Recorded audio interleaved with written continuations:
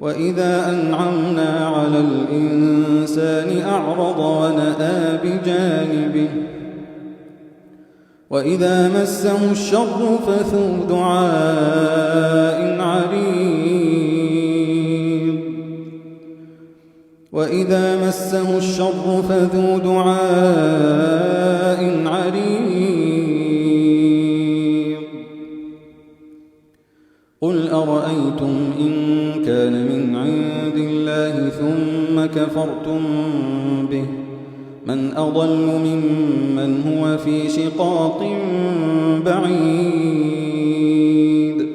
سنريهم آياتنا في الآفاق وفي أنفسهم حتى يتبين لهم أنه الحق